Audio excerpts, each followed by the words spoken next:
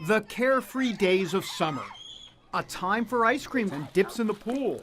But for millions of American children, these days are far from carefree.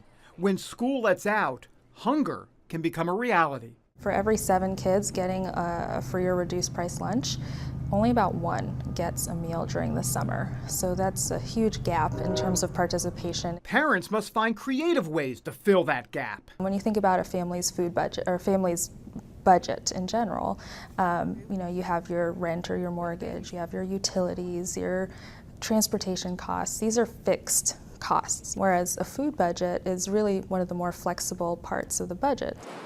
Leaving parents with a difficult question: pay bills or cut back on groceries? Many turn to the government, which provides a lot of food, but leaves some big gaps. According to Christine Melendez of Bread for the World, the U.S. fills about 19 of every 20 food bags going to needy families. While its summer meal programs reach a lot of city kids, it can leave children in rural areas behind.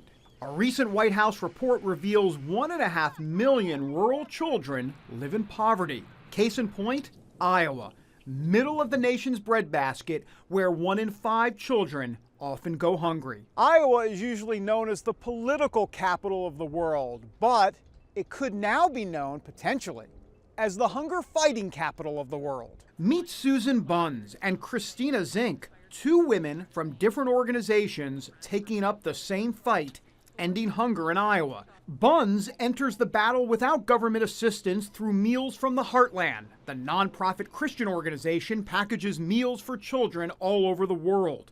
Last year, they provided more than 10 million. So this is our packaging area. We can have 120 people in here at a time packaging meals. Usually what you'd have is 10 people at each ends of these table. They box at the end.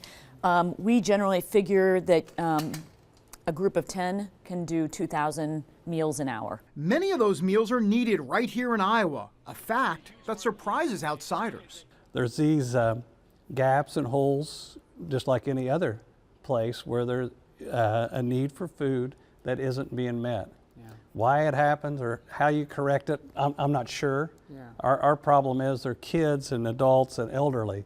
And we leave out the elderly a lot that need meals. Getting those meals into hungry bellies takes a team effort.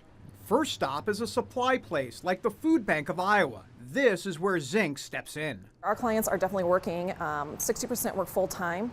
And of that 60%, 19% work over 40 hours. But hunger really doesn't discriminate, and it takes just one incident to put you at risk. It could be a car repair, a medical emergency, the loss of a job. And it's really not just in the metro either. We have a large rural population that has a lack of resources that we're trying to reach out to. Through a new initiative, the Food Bank focuses on getting food to some of those rural areas.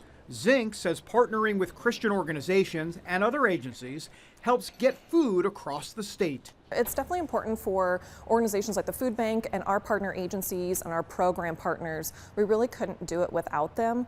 It really does take a community, and without some of the government support that's on the line right now, it'll take even more of that effort of individual and corporate support to help us feed people. Effort that comes from groups like CBN's Operation Blessing. The Operation Blessing Hunger Strike Force has a fleet of trucks that distributes food and supplies to needy people. Last year, they delivered 64 million pounds of food and supplies to community-based partners. These partners then work with local food pantries to help get food to hungry families. Even with Christian groups and the U.S. government leading the way, the need remains, says Melendez. But we can't food bank our way out of hunger. We also can't food stamp our way out of hunger. We're not going to end hunger until we address those kind of root causes. Why is it that families are hungry? It's a question that remains to be answered, and a reminder that childhood hunger can affect anyone and will take everyone's help to solve. David Brody, CBN News, in Des Moines, Iowa.